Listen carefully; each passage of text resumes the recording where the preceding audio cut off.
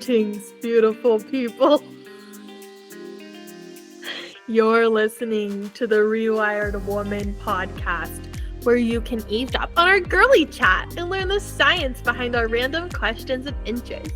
Join our conversations and follow us on Apple, Spotify, iHeartRadio, or wherever you get your podcasts. I'm your diabolical, insane host, Mads, and I'm here with my super cool bestie who likes to keep us grounded and on track, Kat. Hello. What are you drinking today, Kat? I'm drinking espresso with what was hibiscus cold foam. That sounds amazing. What are you drinking? Well, I got this epic rooster mug. That is an epic rooster mug. And I'm pretty sure it's from Venezuela. Ooh, culture. And it's containing a pumpkin spice chai latte with unsweetened vanilla soy milk. Oh, that sounds so good. It's very tasty. It's cozy too. You know me, a cozy bitch. Earthy. It's actually really good. It's so fall. Yes, I'm calling in the autumnal season. You are an autumnal person. I really am. I don't like anything less than I like summer. I don't really like summer. I like all the seasons for what they are. I guess they have a place, but I like when things are beautiful but dying. Like me. Like all living things. Yeah. Yeah. The fact that they're dying and will go away makes them more beautiful. So what did you dream last night? I don't remember. Do you remember any of your recent dreams? No, I'm living in the present moment. Okay. I'm sorry I'm not as cool as you. Okay, tell us your dream. What did you dream? You have one? No. I actually don't remember my dream last night either. But I know a recent dream I had. Did I tell you about this already with the frogs and the jello? I'm sorry, what? No, I had a dream recently that I don't remember the other context. The only part I remember is that there were 3 frogs stuck in jello and they couldn't get out. And I was trying to save them, but it was like jello, like it looked like jello, but I couldn't actually break it. So like I would try to open it and they were stuck in there. And they were like, help me, save me, and I couldn't get them out. What do you think that means? I have no idea. On another note though, my grandma did Reiki on me the other day and I had some really cool visuals. I saw a lime green cat that turned into a tiger that was still lime green. And then I saw a peacock with its tail feathered down, like in one long, beautiful tail behind it, still green. And then I saw a wolf. And it was also green, but it moved from like lime green to like an emerald green. I took it to mean like I'm in a big period of life transition, connecting with my intuition and my power, specifically the visualization of like the house cat to a tiger, being like stepping into my full power, not shrinking for anyone. In general, cats usually mean being comfortable being like alone, not bending to other people's will, connecting with your intuition and connecting with like witchcraft. Obviously, cats historically have a relationship with witches. So I think just stepping into my power, to my intuition, into mysticism, green in general, it can go with like the heart chakra, like healing. So yeah, it was pretty cool. I love that. Have you had any visualizations or hallucinations lately that you'd like to share? I had a visualization, but I don't remember it. So I'll let you know. I'll come back to me. What are we talking about today? Today it is September, Suicide Awareness Month. And because it is our very first episode together, this is kind of the topic that laid the foundation for our intense and deep understanding friendship. We are talking about suicidal ideation, suicide in general, suicide attempts in respect of Suicide Awareness Month for September. I think even though it's a heavy topic, you and I really bonded over this topic the first time we ever met. Would you like to lay the scene down for our new friends? I think you're such a good storyteller, Mads. I think that you should tell the story of how we met and talked about death. Okay, you're gonna have to help me fill in some of the gaps though. Can do. I can tell from my perspective. It was a crisp fall day. Not really. I think it was hot and it was the end of summer. But in my mind, it was a crisp fall day in our college in the middle of nowhere in Pennsylvania. For some context, I really had almost transferred. It was my sophomore year of college, your freshman year. And I had almost transferred and left that fall or that summer because I had just like not really had any really good connections. And so I was going into the situation of my sophomore year really like open-minded to try to make the best of choosing to go to this place that I wasn't that sure about. We were both working this shitty college job because we had no money, and we were essentially filming the football team up in this weird box. And we chose to be in the weird box because it was the only thing we could do together. Otherwise, you had to be like standing off on the sidelines, like also in the blistering heat. And it's like super humid and muggy, so it's sweaty as hell. Anyways, we're up in this box and we're videoing on these shitty little camcorders the offense and the defensive lines. By the way, football team sucks, so it is like incredibly boring. And I should say that I don't know anything about football and I am very uninterested in sports. Yeah, as you get to know Mads, you'll see that this is like the oddest job for her to have. But essentially, we're talking about all sorts of things. We probably obviously touched on sex within like the first 15 minutes. And that kind of set the stage for like, oh, we can talk about like faux pas, intimate ideas and thoughts and feelings. And then Mads just came Pretty out sure with the it. first thing you told me was that you wanted to break up with your boyfriend. Yeah. I was really unhealed Anyways. then. Huh? I was really unhealed then. We both were. So we were essentially both undiagnosed people with BPD in a really hot pressure cooker. And we start talking about not wanting to die, but like just never having a really driving life force, and having a very comfortable relationship with nothingness and the abyss. Yeah, I think it would be something like, in those movies where the aliens come to take over and there's like this intense action sequence and planning to keep everyone from dying. Yeah, I don't really relate to that. I would just be like, please take me, kill me now. The legitimate first story you told me was essentially ever since I was a kid, I always thought I was going to die young and I never really thought about living. But yeah, that's how we became friends. We should also add to this that this whole conversation is being recorded in a camcorder. I do remember us being like, I really hope they never put the volume on. So early on, we established we don't care to live as much as it seems like everyone else around us does. That's a good way to put it. Maddie, would you give us a little bit of history on your relationship with suicidal ideation or this not luster for life? I think we kind of covered it in the intro story, but I just always, as long as I can remember, at least since I was 8 years old, about third grade, I remember being very aware of death.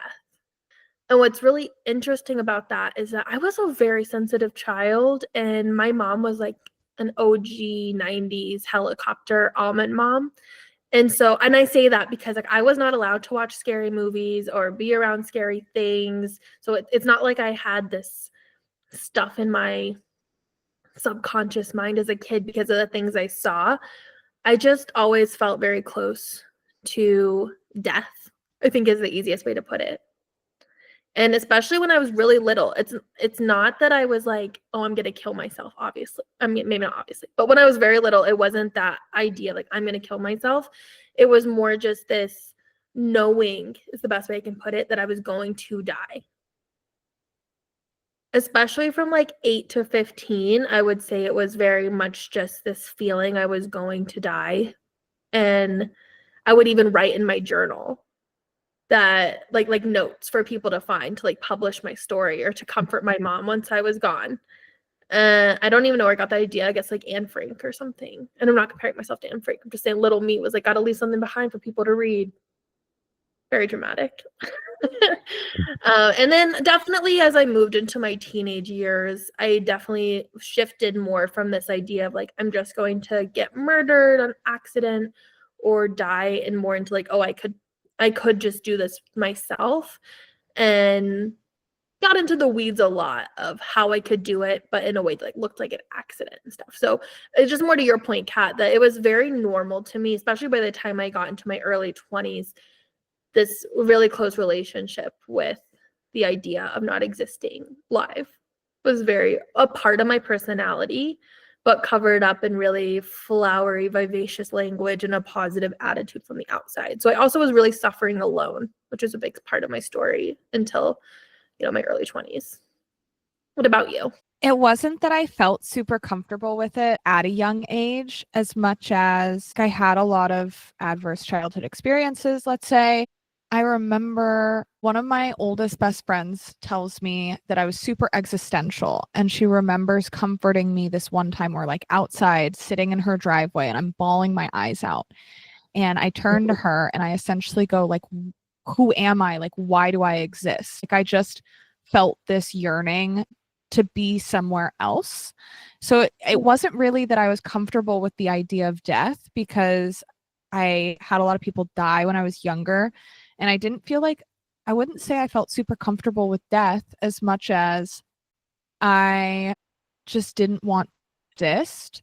So I had this thing that I would call the I want to go homes. Like, I just felt this yearning to not exist. I wanted a hole in the earth to open up and swallow me whole. Like, I had no interest in taking my own life.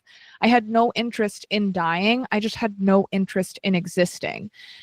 And that was kind of the suicidal ideation I experienced. And then I would see that as my stress would increase or like a negative event would happen, if I would go into like an emotional crisis, I would essentially become more willing to entertain actually how I would die. So I think a lot of my suicidal attempts were performative. Like, I had a lot of self-injurious behavior, and we'll get into kind of like the pathology behind self-injurious behavior versus suicide attempts, because they are pathologically different in the brain. But I was just very yearning for like an escape is more what it felt like than You it felt wanted your like. reality to be different.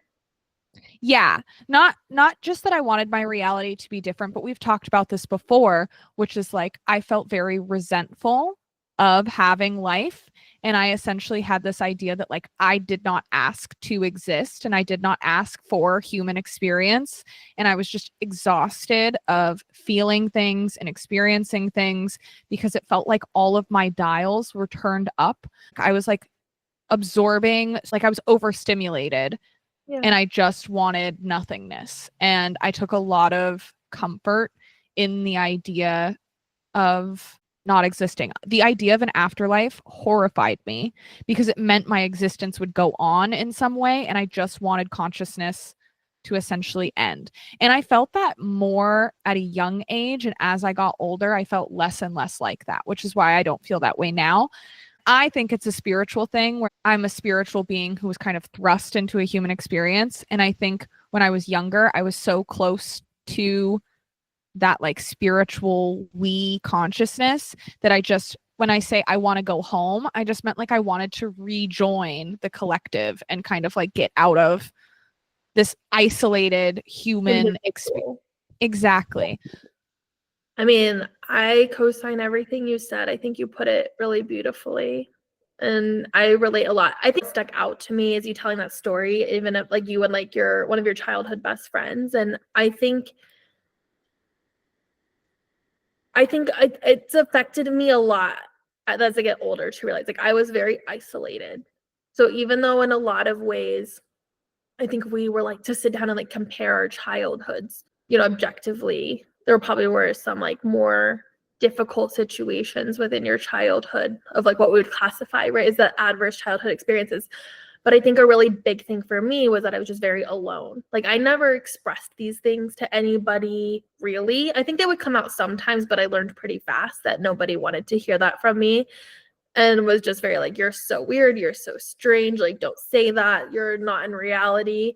And I just did, like, I didn't have siblings, and I had a very practical type A mom, and I didn't really have friends. So I think it's interesting that, like, I think even you describing it, like, oh, how you say it makes so much sense, and I like do not have those words to say it, but I think even getting to talk about those feelings from that time like did help you process it and accept it and understand why you were thinking that.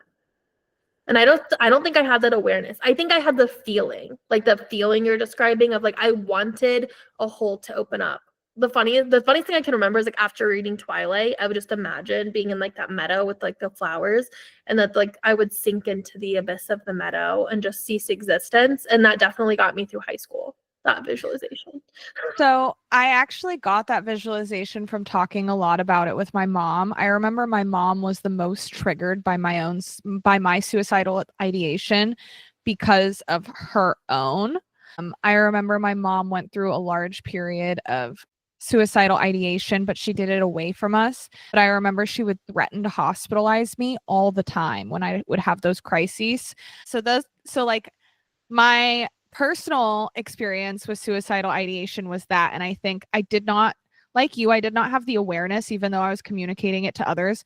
I did not realize how problematic it was because it felt so normal to me that when I would communicate it to others and people would like threaten to hospitalize me or I would lose friends over it, I had like no idea what was going on and why it was such a problem. That But makes me feel a little better. yeah, I was strictly feeling, I'm just like, I've spent so much time now kind of like I over communicate and intellectualize all my emotions. So you'll be like, wow, that's such a great way to put your feelings. And it's like, yeah, that's not what it was like in the moment. I just can look back on it now and have analyzed it from so many different angles. Yeah. It's funny, or I don't know if funny is not the right word, but with our, why it's so interesting to look at our experiences, because mine was the opposite, where my mom was, and I should say my mom is a single mom. She was like a badass corporate girly. She was young, and she was so in that like life is a gift, life is a gift, and it can be anything you want it, and like you are having these feelings right now, because I would kind of tell her sometimes. I don't think she ever realized how truly bad it was, even though she would also threaten to hospitalize me and stuff, so maybe she did, I don't know, I'll have to ask her sometime. But at the end of the day, I felt really invalidated, right? Because I was like, you don't understand, and you don't understand how bad it is. And I just couldn't express to her how resentful I felt at her for making me exist, and then also trying to make me thankful and like it. But then also for me feeling guilty that I didn't feel like I had anything to be truly upset about. And I remember just like praying that something really bad would happen to me so that I could be like justified in my feelings of not wanting to be alive and being so sad, which I now have realized is a trauma response in its own, and not being like validated and kind of like emotionally neglected. But that's something we can go into another time.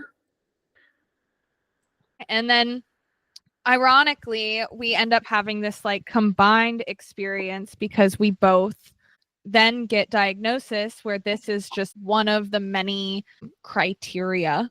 I was diagnosed with borderline personality disorder in 2017. What year were you diagnosed? 2021? Okay. 2008. No, because I think did I have my diagnosis when I saw you again at the winery after Armand? Yes. I did. Okay, so that would have been actually before that then. So 2020, 2019 or 2020. I don't remember. One of the aspects of BPD is this suicidal ideation, which is why we bond over this and why we found it normal, because it was a normal part of our experience. And that's kind of why we're talking about it from this lens first, is because you can only really approach a topic from like your personal experience. And we want people who have this sort of symptom to feel normal and to kind of normalize it, because in traditional Western psychology and self-help, it is very looked down upon and invalidated as an experience. And because it's invalidated, it's really hard for people to talk about. When you don't talk about it, your likelihood of acting on it increases. But since this is episode 1, I do think we should establish really fast that like we study neuroscience and even like minoring with philosophy and art, because ultimately we were both just trying to understand our experience. I mean, I think, at least that's for me. I can't talk for you, but I think that when I look back, and like, why was I so drawn to neuroscience and in philosophy? It's like I ultimately wanted the validation from other people about what it meant to exist and why we do what we do and why people have certain experiences. And I think I knew that on a conscious level when that's what I chose to study, but I didn't understand the depths to which it was coming from me not feeling understood by anyone around me. And I felt so misunderstood my whole life. And it was me grasping at straws to understand myself. What about? There's a deep needing to feel heard, seen, and understood wound that I think you and me, that's why we kind of clicked, just because we both had the same thing and we both could provide that for each other in a very unique way. Yeah, that reminds me, can I tell the story about how I knew I really liked you? Yeah. It was our first meeting, I think, or at least in the first few meetings, the business card thing. I think it was actually our first meeting. What happened is this guy came in and he was like, "Aren't you the business card girl?" or something. And I was like, "What? A business card girl?" And then you were like, I don't think shy was the right word, but you definitely were kind of embarrassed. And then I was like, "Wait, what is going on?" And you were like, "Well, I just moved here from California and I don't know anybody. And so I just thought that the easiest way for people to remember me, get to know me, is like I made business cards and I gave them to people and then they thought I was really weird." And I was like, "What the fuck? That sounds epic. I want a business card." And then the guy was making fun of you. And I was like, "Oh, fuck off, bro. That's epic." And that's how I knew I wanted to be friends with you from right away. That's what made me feel safe, actually. We came to it eventually. I was like, this girl and I, we think the same because I want a business card. I love it. So then we have all of this combined experience, neuroscience, our BPD, which we don't even know we have in common yet, and our relationship to death. And then our like clandestine like magnetism to each other keeps going because we also have this mutual friend, Armand. Yeah. Which, how do I even describe him? I think the easiest way we've agreed on is soulmate. I mean, he was my soulmate. He was my college boyfriend. You guys kind of became friends, totally independent of me, and then we all hung out. I think it's an interesting thing to touch on the fact that like we both felt very comfortable with this and had the outlet to talk to each other about it. Yet we had this, I mean, you had this like really deep partnership with Armand and I had a friendship with him. So Maddie, your college boyfriend, soulmate, and our mutual friend Armand, he ended up passing away from suicide in 2020, whether it be because he's a man or our like unique relationships to him. Like when he had suicidal ideation, he was less likely to, first of all, it wasn't normalized because it wasn't an experience he had like his entire life. It was kind of like a sporadic thing, right? So because of the sporadic nature of it, it's harder to handle maybe. Feeling like he could talk about it, that comes from maybe being a man, also his childhood background. Do you want to talk more about Armand and your experience on the other side, not as like the person experiencing suicidal ideation, but like loving someone who has it? Yeah, that's a really good question. So I guess for context, I already mentioned Armand was my college boyfriend, but he was so much more than that to me, really a soulmate, someone I know I've been with in many lifetimes. And we were together, on and off for 7 years. So from freshman year of college, past graduation. And something I look back a lot in our relationship is this normalization of talk around death and not wanting to exist. It's funny, I look back, I mentioned earlier the depersonalization tactic of our body. And I look back at our first meeting, how from the very beginning, the very first day that we met, we were sharing experiences that would go on to become incredibly harmful. The best we can remember that is I remember us talking about, we were actually sitting on a couch inside of a frat house, and we were talking about how we were like sitting and watching a movie, and that both of us felt like we were observers to our lives. And that it's interesting because from the outside, I think both of us were very confident, assertive people that general people looking upon us would be like, wow, those people are very intense and they have really high confidence and they get whatever they want in life. But on the inside of our conversation, we're both talking about how we're sitting in a theater watching a movie take place, and like we're just characters and we want to see what happens next.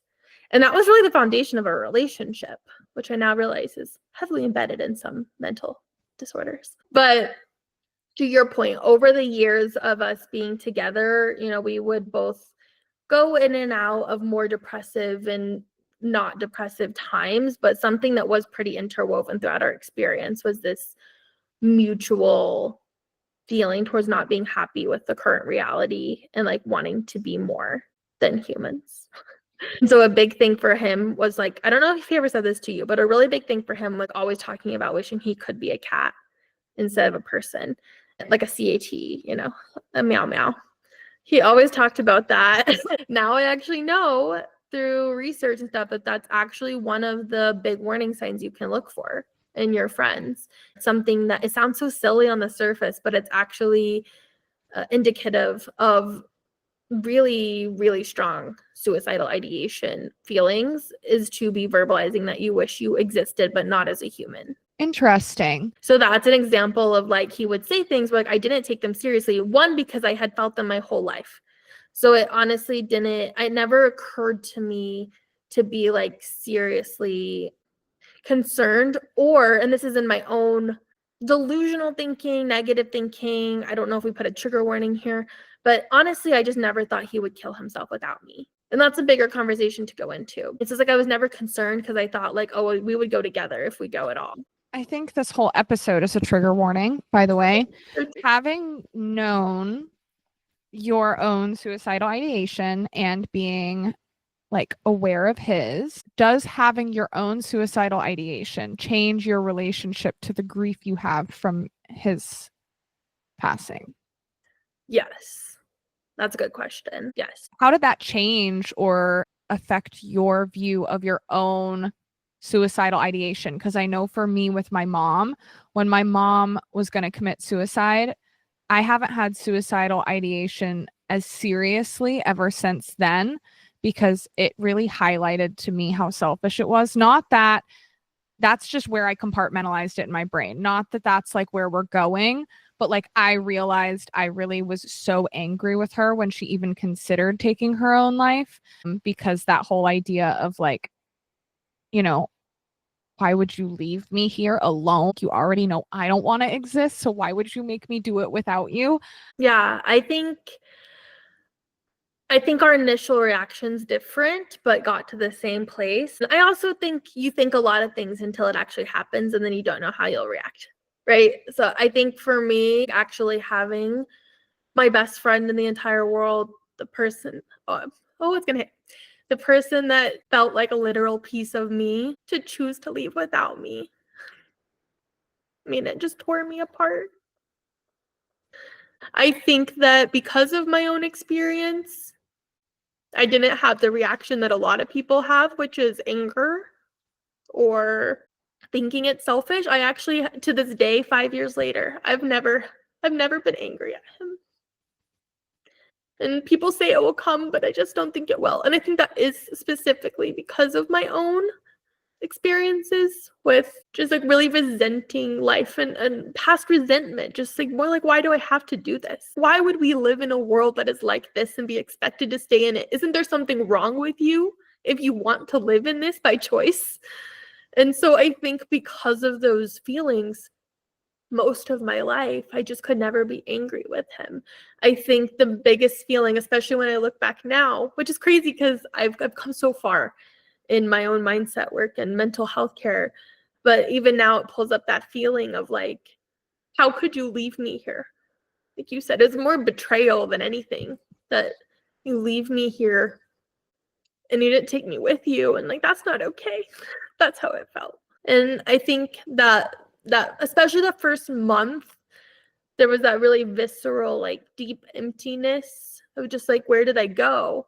Especially because, again, this is not a BPD episode, but it's impossible to talk about this without talking about that, because it gave us both such a framework to understand where you're coming from. But for me, most of my life, I didn't feel like a person.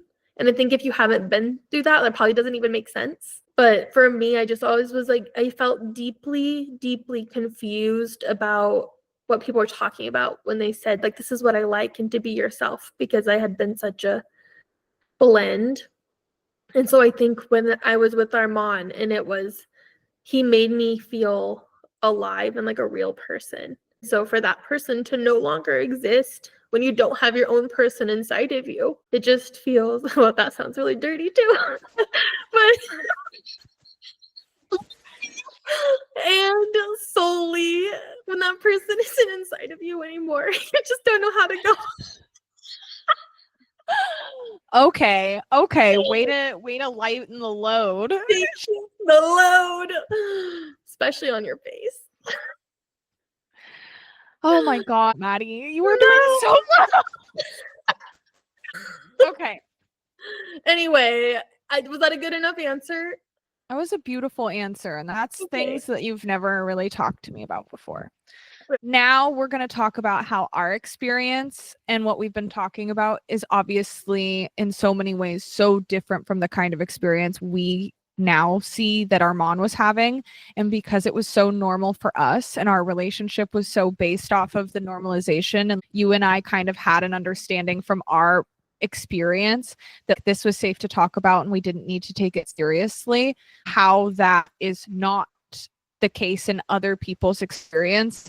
This is not to take any accountability for what happened with him, but it's just kind of setting the framework of, we see how different this experience can be from person to person, and we have one lens that we feel very validated and relate to each other in. But this is not our experience with suicidal ideation. It's not the same universally, and what makes that difference from a neuroscience standpoint, because that helps us. That's our little intellectualization blanket that makes everything feel better. I think that is so important to say, because I think even now, like I would say 5 years out, even I've had a wave of how suicidal ideation from myself and others, or people joking about it, has changed. The first 3 years, if someone even made a joke of any kind, and you also become aware of how common they are. Literally, like, at least once a day, I feel like, between social media or in real life, you hear people make a suicide joke. And I think that also, like, it's a socio-cultural problem. I think now even more so with Gen Z, how a lot of people joke about suicide all the time. So when it's your personal experience, and depending on the kind of content you watch or your social media life, it can be so normal to joke about or think about suicide and not existing anymore. And I think that's extra why when I look back, especially at the last 6 months where Armand was alive, when I go back and read the messages now, I'll be honest, I'm literally horrified. When I go, I don't do it that much anymore because it's just not that helpful. But when I go back and read his messages from the last 6 months, it is actually horrifying. It also shows to me how your mindset does affect things, and why this kind of conversation is so important, because he was telling me things that are huge warning signs, and literally saying in text, I do not want to exist. I want to be dead. And that did not set off alarm bells in my head. Well, this is why this is our very first episode, because this is the beginning of our kind of relationship and both of our healing journey. My suicidal ideation brought me to my BPD diagnosis, which is what really made me see that I had to change something about the way I was thinking and viewing the world, because I was so, like, I didn't want to exist. And I would say that now you and me both really see life as a gift. And but we don't have that. When I was a kid, I saw the world in such a beautiful way. If you go far enough back, I'm sure we do. But we both have this idea of the act of intentionally being happy and delighted and loving the little things and having positive thoughts about ourselves and others and our existence and our experience was all effort.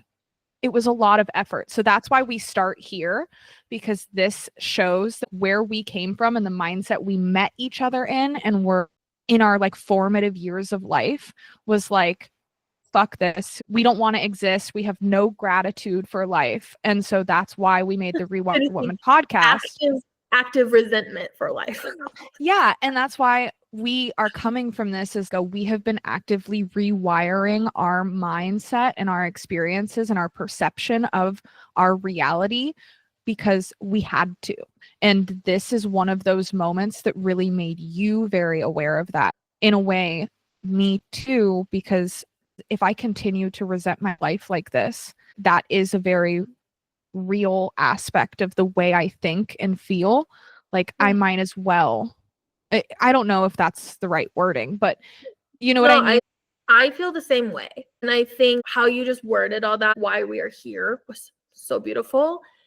And I think it actually put into words on a more relevant to everybody way of why this is important. But specifically for Armand, like obviously I said, the first 30 days is, I want to be clear, I was not over it in 30 days. But the first 30 days is when I really had this really just deep, dark, I'm in a hole I will never recover feeling, and really leaning into that sense of betrayal, sense of sadness. I just want to go to, I can just do it too. If anything, it made it more real to me, right? I think that moment actually moved it from, oh, this is just something you think about, to like, oh, this is something you actually could choose to do. Literally in the next hour, you could like also be gone. It made that really real for me in a way that hadn't been before. And then I think that acceptance of this can really truly happen, and it literally did just happen to part of you, that it gave me this clarity that I had never had before, that because I was able to step out and see my best friend and be like, if he would have changed this, this, and this, he would have been so much happier because of what he told me, because of what I knew about him. Like I knew if he could just have changed these thoughts, these behaviors, this place he was at in his life, he would have been so much happier and he could have been really happy. And then that literally opened up the spot in my mind that was like, you could do that too. You're not happy and you resent life because you're not actually pursuing what you really want. And you're not even acknowledging to yourself what you want. You feel like you don't want anything because you don't have a person. But it gave me that spot to, like you said, actively choose what to do instead. And that's when my whole life changed. And kind of like your aha moment of, who do I want to be? What do I want to do? How do I want to spend my time? What do I need to change to be that person? This was that moment for me. Yeah. I didn't have an aha. Mine was much slow going, but this is just one of those stops on the way. Something I always really attributed, like my suicidality, something I used to normalize it, was the Freud idea of the death urge. Now there's been research done on the death urge. They call it the death drive. So there's all these drives that kind of motivate human behavior. Freud argues that there's like a pathological, essentially he says that the death drive manifests as aggression, self-sabotage, or repetitive negative patterns. So these behaviors that he attributes to the death drive.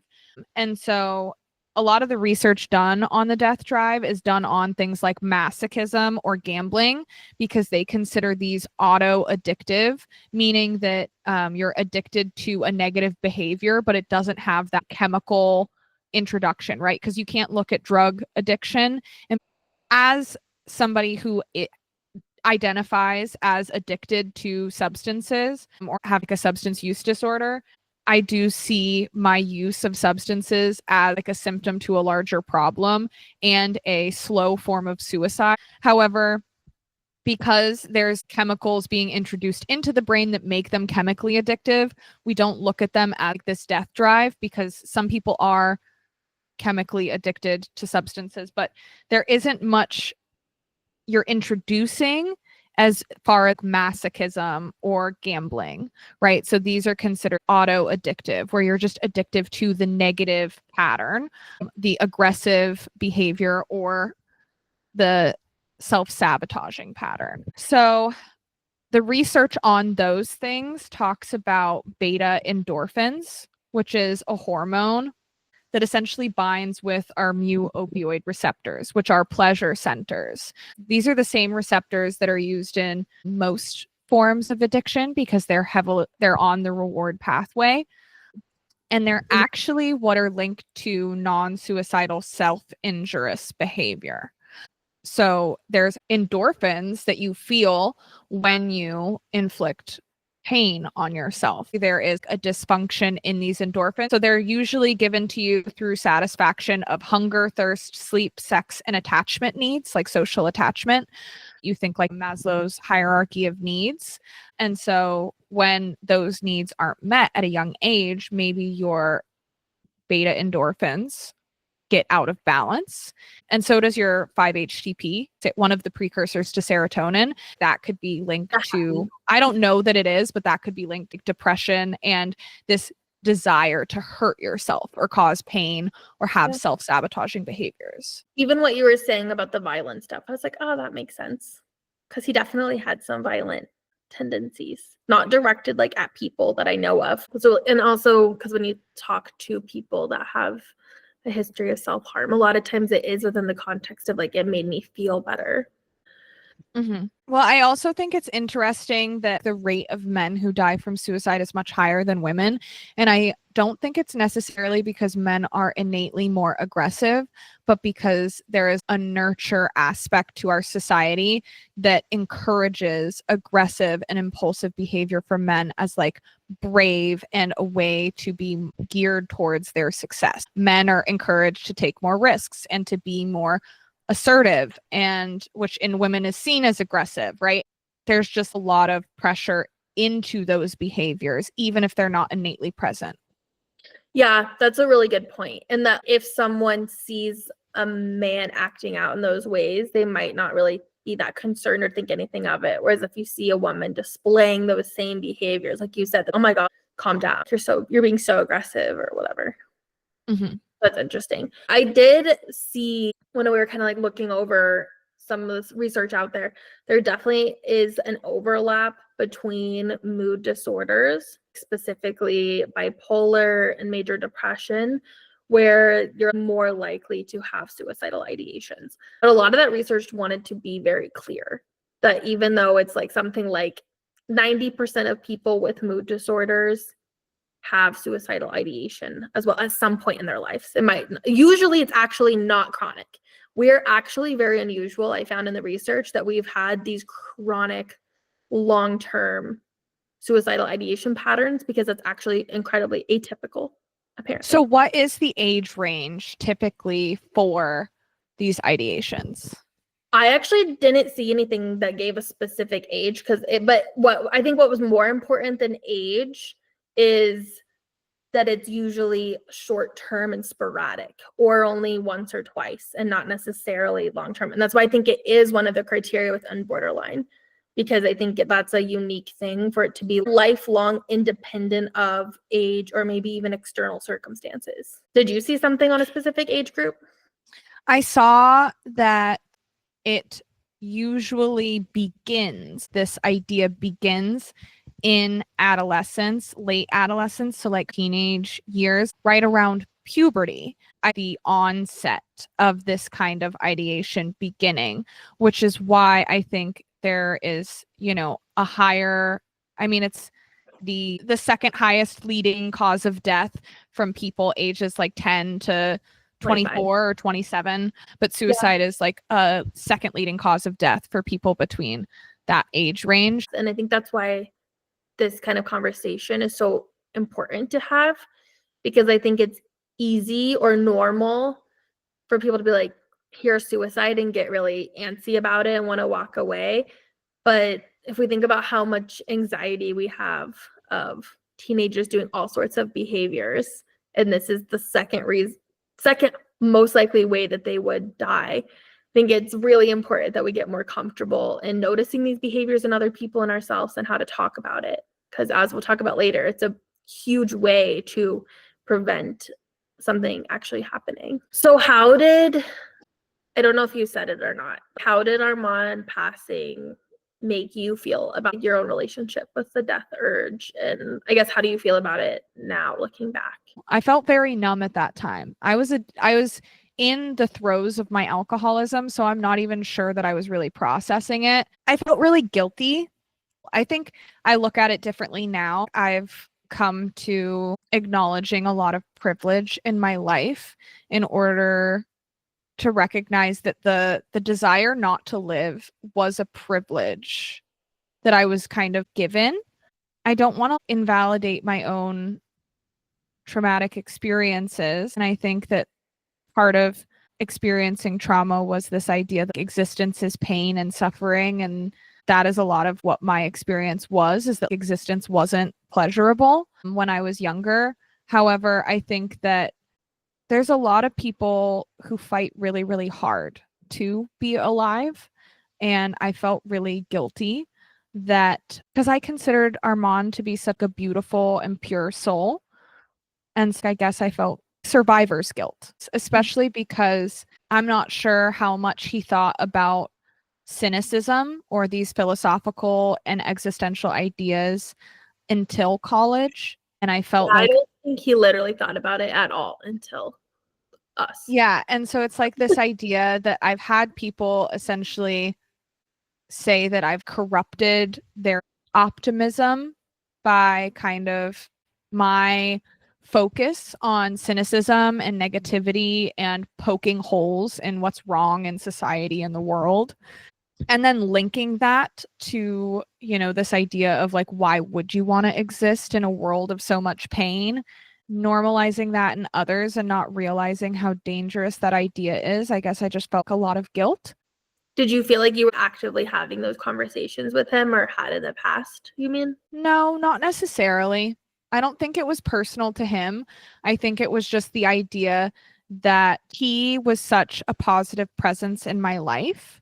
It was much easier for me to see that other people's existence was a gift to me. And therefore, my existence is a gift to others. And I didn't necessarily see it that way, but just experiencing life is about connection. And I don't think I ever felt that way before because I didn't feel super connected. And him being somebody I was really connected to and then leaving, and somebody you were really connected to, and then, going to a funeral for somebody who was so young, somebody who I talked about our dreams and aspirations, somebody I looked up to, somebody who saved my life more than once, somebody who took the time to love me when I couldn't love myself. I don't know. It made me feel really guilty, I guess. I know for a fact he's sitting here with us listening to this, and he's like, yes, ladies, I taught you so much. I selfishly wanted him to receive my love and for it to make a difference. And it didn't. And when I realized that I was essentially depriving that of other people, there were all these people showering me with love. My parents, my friends, my partner, Armand, right? They were showering me with love, and I was essentially being ungrateful and just kind of like, fuck you, I want to die anyways. Now that is like, I'm sure people of all races and ages and identities probably have felt that. And there's obviously a drive of self-sabotaging behaviors that probably are rooted in adverse childhood experience. It's that realization that when you let somebody help you, you can do it for them. People love loving you more than they enjoy being loved. So as people that have lost someone really close to us to suicide, one of the things that was really important to us to talk about when we were planning this episode was kind of myths, right? First of all, just acknowledging the subject of suicide and suicidal ideation. It's still very taboo in our culture. Even though I think I saw something, 1 in 5 people will be directly affected by someone in their lifetime or something. So we need to just acknowledge that this is a really relevant conversation to be thinking about and to be able to have. And that also there's this old myth that talking about suicide or suicidal ideations will actually cause someone to think about them or to act on them. And that's one of the reasons people don't bring up subjects like this or feel weird about it, or even if they're concerned about, like, let's say a parent's concerned about their teenager, they might believe that asking them about that would cause them to think about suicide or have suicidal ideations. But research actually shows that, first of all, if you're noticing those things in someone, there's a really high chance they've already thought about it. You're not normally introducing anything into their mind that they haven't already thought about or considered. But the second part of that is, even if they have thought about it, research shows that talking about it actually will prevent action from being taken. Because a lot of times, kind of like you were saying earlier, Kat, a big part for a lot of people is this idea of not being seen or understood, or that no one cares about them. And even if they're not actively showing you that or telling you that, a lot of times if you talk to someone about suicide or suicidal ideation, it actually does help them to feel seen and understood and reduce the urge. And this is probably the most common myth, but research actually shows that asking someone does not put any ideas in their head, and they know that they want to matter. The second myth is that people who talk about suicide never do it. So this is the other thing, Kat, you were saying earlier when we were talking about Armand, that, like, looking back, we can see all these warning signs, but because of our own normalization and also the cultural belief that people joke about suicide all the time, that doesn't mean they'll actually do it. It's not true. One that actually really meant a lot to me, even 5 years later, is one of the myths he included was that suicide victims always leave a note. And I thought that was interesting because this is actually something that stuck with me for all these years, with that feeling of betrayal I was talking about with Armand, that he left me, but he also didn't leave me a note. And I always took that really offensively, because I was like, how could you not leave me a note? Or at least a text, like, come on. But for only 25% of people actually do leave a note. So it oddly soothes me after all this time. So that's why I want to share these myths, because I was like, if I can get that much soothingness, I want to share that. So suicide is defined as death caused by self-directed injurious behavior with an intent to die as a result of that behavior. So in layman's terms, it's like you hurt yourself with that intention that you actually will die because of how you hurt yourself. And then the difference with suicide attempt is that it's defined as a non-fatal, self-directed, potentially injurious behavior with an intent to die as a result of the behavior, even if the behavior does not result in injury. And then suicidal ideation is defined as thinking about, considering, or planning suicide. And I think one of the reasons I wanted to include this is, one, to help with the discussion for the audience of, like, what these things mean. But one of the reasons these are so important to understand the definitions of, specifically within research, is one of the things I was coming across is people talking about in meta-analysis, like when they're looking at, dozens or hundreds of different studies.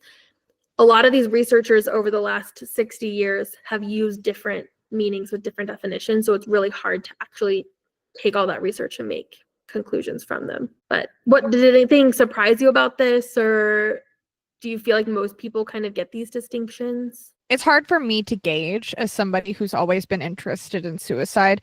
I have a very clear spectrum of, this is just wanting to not exist. This is wanting to die. This is wanting to die and knowing how I would do it. This is wanting to die, knowing how I would do it, and having a plan or a specific time.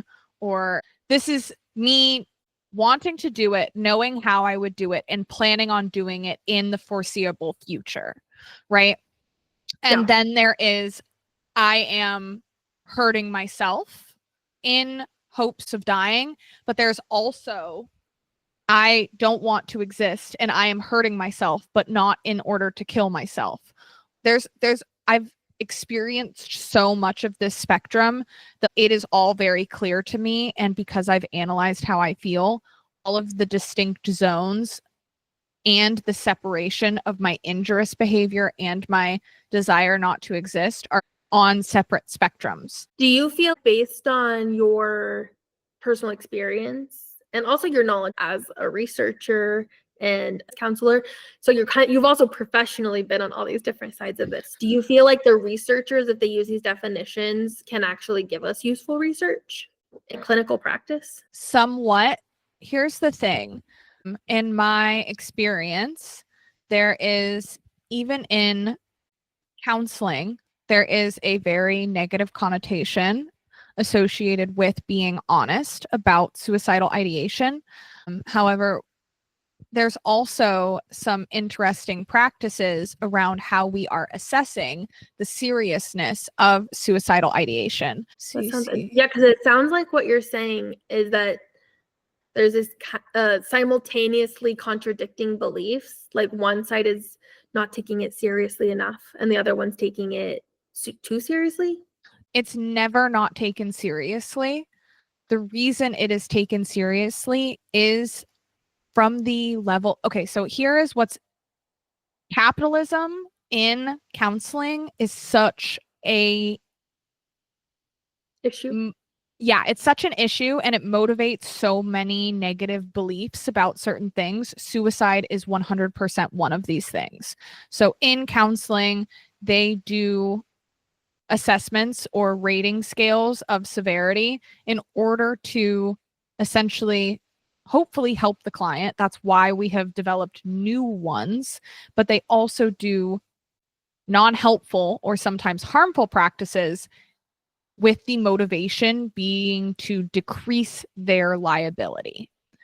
So in the paper I wrote for my master's, there are positive assessment tools. The Columbia Suicide Severity Rating Scale is a pretty good tool because it separates essentially ideation and ideation with a plan and ideation with a plan and intent. So it separates all of those things in order to assess the severity of somebody's suicidal ideation. However, there is a lot of practices in these facilities to essentially, when there is any form of rating or severity, like if the severity is moderate or high, to essentially just hospitalize. The issue with this is that the people who are most at risk of fatal suicide attempts are people within the first 30 days of discharging from any inpatient psychiatric hospital, emergency department, anything like that, where they were just there for suicidal ideation. I think a lot of that has to do with discharge planning and like available resources. So they're doing these things called safety plans. Safety plans are very beneficial in decreasing the risk of harm from suicidal ideation or suicidal behavior. When somebody has ideation, you essentially do a safety plan, and that looks at all of these resilience factors and warning signs and triggers and helps the client like self-identify them and essentially create a plan on how you can work against them. But they also do this thing called a no harm or a no suicide contract, where when people essentially say that they have ideation, they also have them sign a contract saying like, I will not kill myself. And that can either, it does nothing or it causes more harm to these people because it essentially makes them feel Guilty. Exactly like what it is, which is like, I'm now a liability to this company because I want to kill myself. Like, I feel like just another number. Like, it can be harmful. So, yeah. I wasn't trying to laugh because it's not funny, but it just made me think like I'm just thinking about myself in like the height of those moments. If someone was like, now sign a contract, you're not going to kill yourself.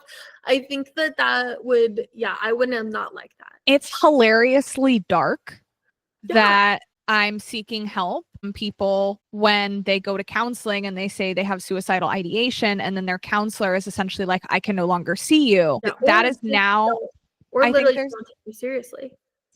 Yeah, there's now like a lot of stuff going on to prevent that. There's a lot of requirements around using regular screening and safety plans in order to prevent the risk. But is that something that we could like we could make a little safety plan guide? I know I had a safety plan, and I actually would use it whenever I was feeling really, not even necessarily totally suicidal, but just when I was having a really bad day. And I even still use it now. If I'm having a really bad day and I'm like super depressy, I think back to my plan and I'm like, do makeup. Yeah, there is no need for any sort of professional level. You could do a safety plan with your family members. You could do a safety plan with a trusted friend. You could do a safety plan with yourself. However, a big part of the safety plan is identifying supports, external supports, and internal coping strategies. It might be good just to sit down with yourself and make that safety plan of kind of who you could talk to about this, or what are activities you could do to kind of distract and soothe yourself until those urges pass. Because another thing the research said was that typically these things pass. And if you don't act on them in the moment, or you don't feed into them in the moment, that there's a good chance it won't keep recurring. Yes.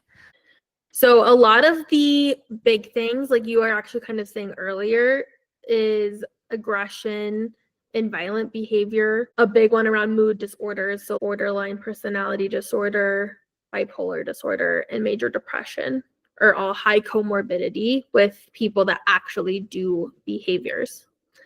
The biggest one is a previous suicide attempt, and I think you kind of were mentioning that earlier. A family history of psychiatric disorders, and then feelings of hopelessness, anxiety, or misuse of alcohol and drugs. Those are the main. That reminds me of these self-sabotaging, repetitive negative behaviors.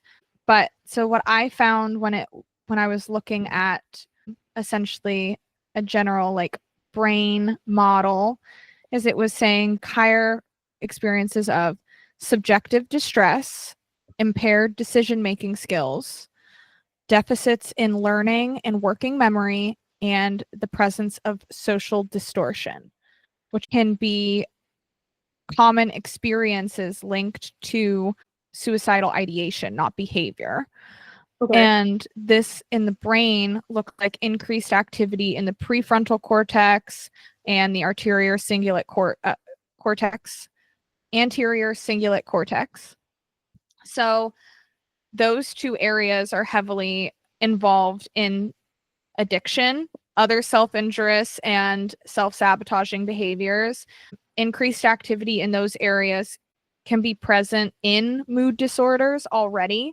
Talking about essentially there's increased activity in the prefrontal cortex, anterior cingulate cortex, and this like system abnormalities in the glutamate and opioid system, and how that is the glutamate is associated with learning, memory, and mood.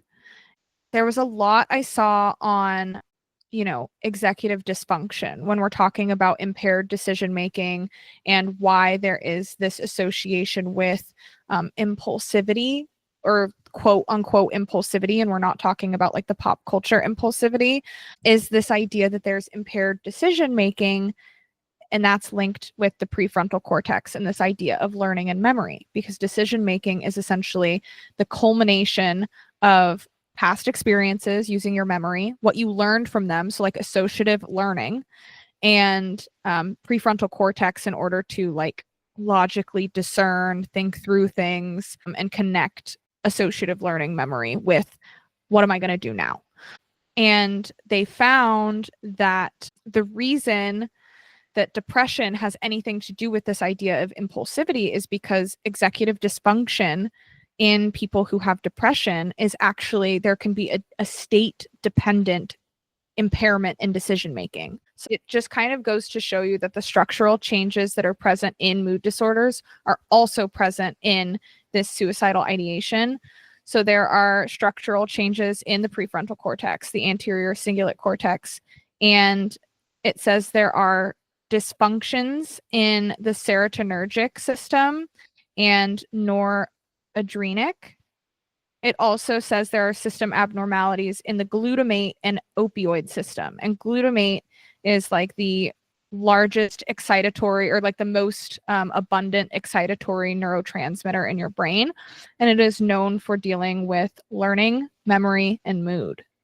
But I would think that people who have essentially any sort of cognitive impairments, I'm pretty sure there is research on the fact that if you have a traumatic brain injury, you become much more likely to have suicidal behavior. I'm almost positive suicidal ideation can be linked to traumatic brain injury as well, because of this damage to very necessary brain structures.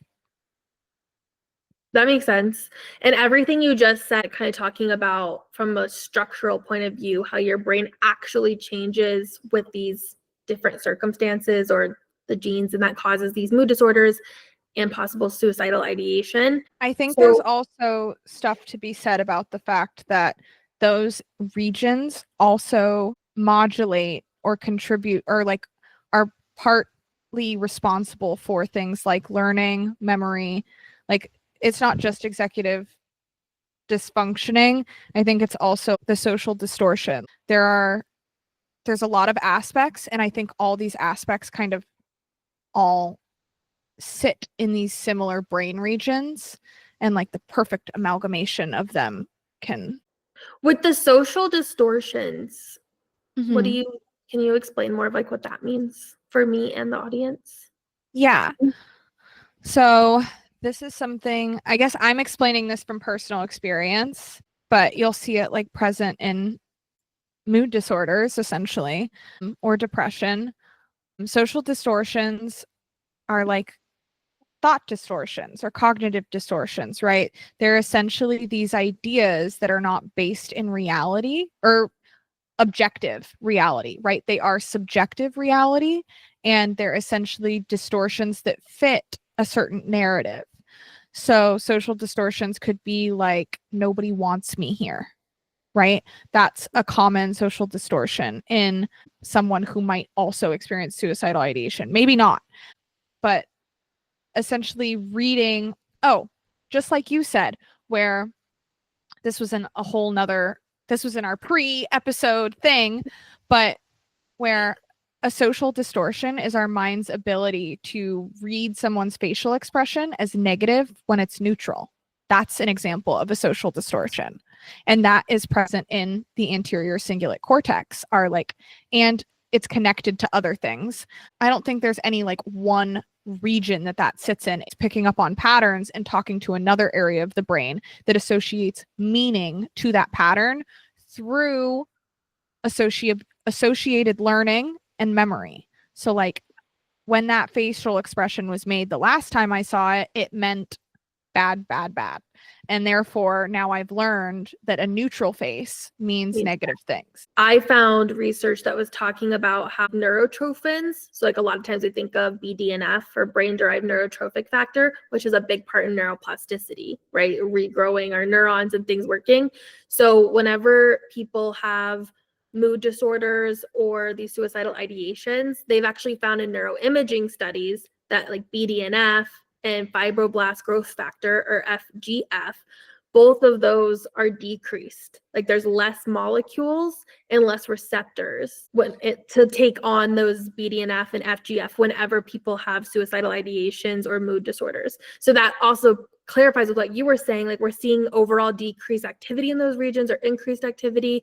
And then we're also seeing these things that help with neuroplasticity and rewiring your brain to be different are actually decreased. And that makes sense why people have such a hard time changing. Like if you're feeling depressed, it's really hard to just get up and do something even if you want to. And this could be a neuroscience explanation. So could you explain what you just said, kind of like I'm 5, and what the implications of that are on, you said essentially that it makes it harder to rewire your brain out of those patterns. Is that relative to why you are more susceptible to a suicide attempt after you've already attempted once? What are the connections we're drawing here based off what you said? So, but what I was saying is there are these molecules, right, that play a really big role in neuroplasticity, or the idea that our brain can change is the easiest way to put it. We've all heard that saying, The neurons that wire together fire together. I heard people saying, if you do it a lot of times, that's the pathway your brain will make. We have this ability called neuroplasticity, which means that our neurons are the little tracks in our mind that makes decisions of how things happen, where things go. We can actually change that pathway. And that's really important because that can give us hope, right? A lot of times we're like, this is who I am, this is how I'll be. And there's actually a lot of research that shows that we can actually change those pathways in a lot of different ways. And that's what this podcast is ultimately for. So this idea in neuroscience is some of the foundational aspects found in therapies like CBT and DBT, where essentially if we change our thoughts, we can change our perceptions and our experiences, and therefore we can change behaviors like suicidal behavior or self-sabotaging behaviors or repetitive any of these things that we're talking about that we say are all linked together. Yeah, and that ultimately whatever we believe in and think about and take action on is kind of in a loop with our brain. So the more we do those things, the more we affirm this is important to us, and we keep working those areas in our brain, which get stronger. And basically what this research was saying is that part of what helps create those new pathways are these little molecules called BDNF and FGF. So these are molecules that help your brain have, let's say, the energy to make those new pathways. And what this research was showing in neuroimaging, which basically just means like they are able to look at things on a cellular level, it's like a good way to put it. In people that have suicidal ideations and actions, they did not distinguish it, which isn't great. But in this research, they just said, the etiology of suicide and mood disorders. In both of these groups of people, they see less of these BDNF and FGF molecules and also less receptors. So their thing of like why people get so stuck and have these kind of continual loops around suicide and mood disorders is that they keep having less and less ability to change, essentially. I think that that's really interesting. I mean, from a personal experiencing it point of view, I think that also helps because I think everyone, especially if you're listening to this podcast, has probably had that experience where you kind of start to be in that meta conversation with yourself when you're really depressed and you can't get out of bed and everything's really bad. And you're like, well, if you would just go outside and go on a walk, or if you would just start doing yoga for 5 minutes a day, or if you would do this, then you would feel better.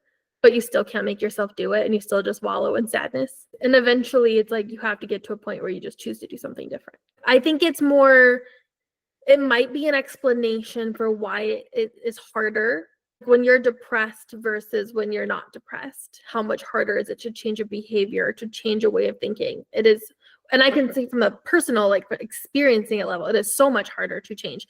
So it could be an explanation of why that feels so much harder to change. And it helps us just give people more patience and more time to change and not be like, hey, well, you did this thing for 30 days. You should be better by now, right? It might be harder to change, but like you said, that doesn't mean it's not possible.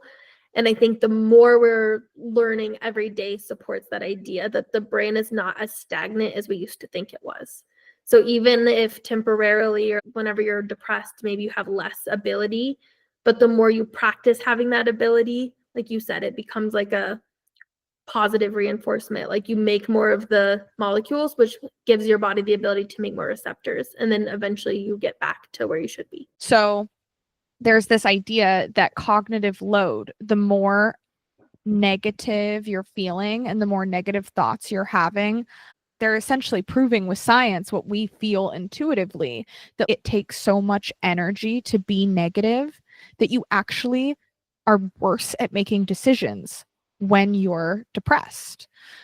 And there's an impairment in your executive functioning. So essentially this idea that, you have the logical thought, like, I'm so depressed and I'm laying in bed, and if only I could, smell a rose and sit in the sun for 15 minutes, the thing that they see on, your self-help Instagram or TikTok, which is like 15 minutes of sun first thing in the morning, right?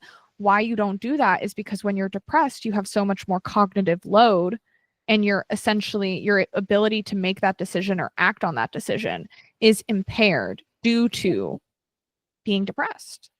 It's like you're literally shut down. Yeah. And there's so many other aspects of this, like your nervous system and dopamine and serotonin. There's so many other things that, like, this is so interconnected.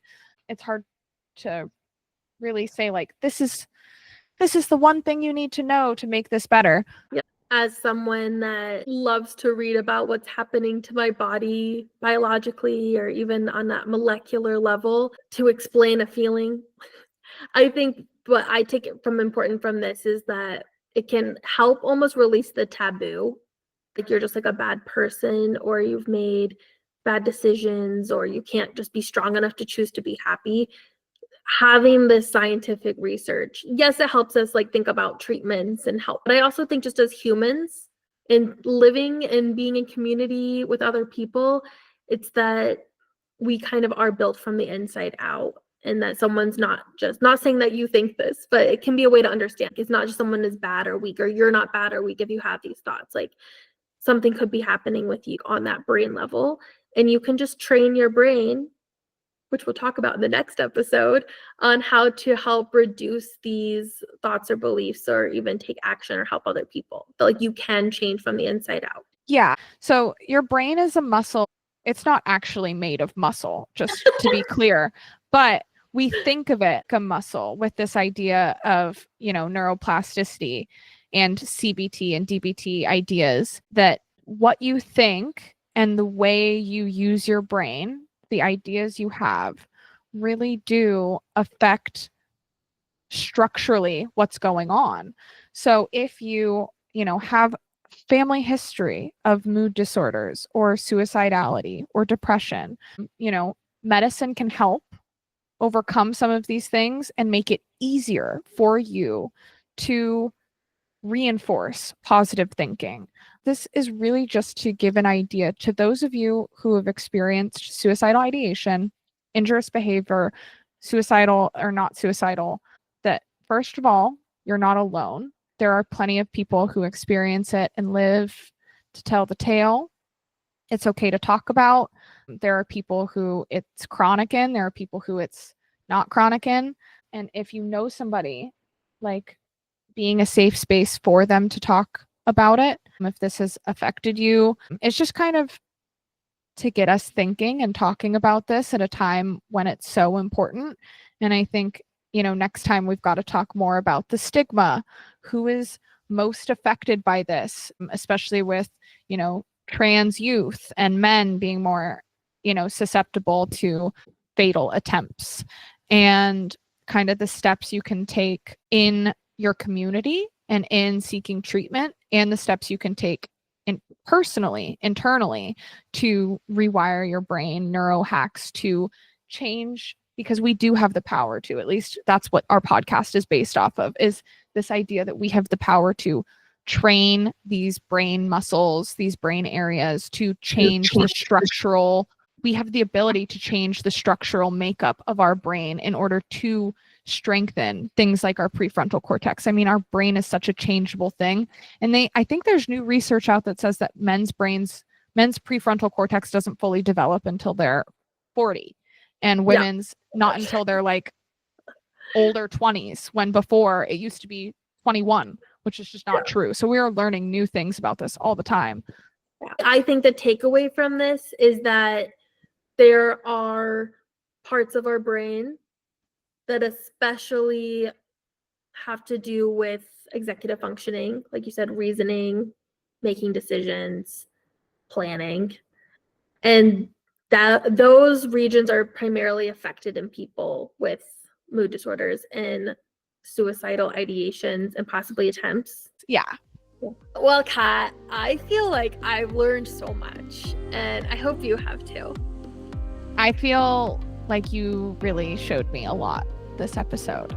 So if you guys enjoyed listening, leave us a review, write me out. Seriously, it's a rough time out here as up and coming podcasters, and reviews help get the word out to new listeners and to help us grow with and for our audience. If you have any topic suggestions, please reach out to us via direct message at our Instagram page at RewiredWomanPod.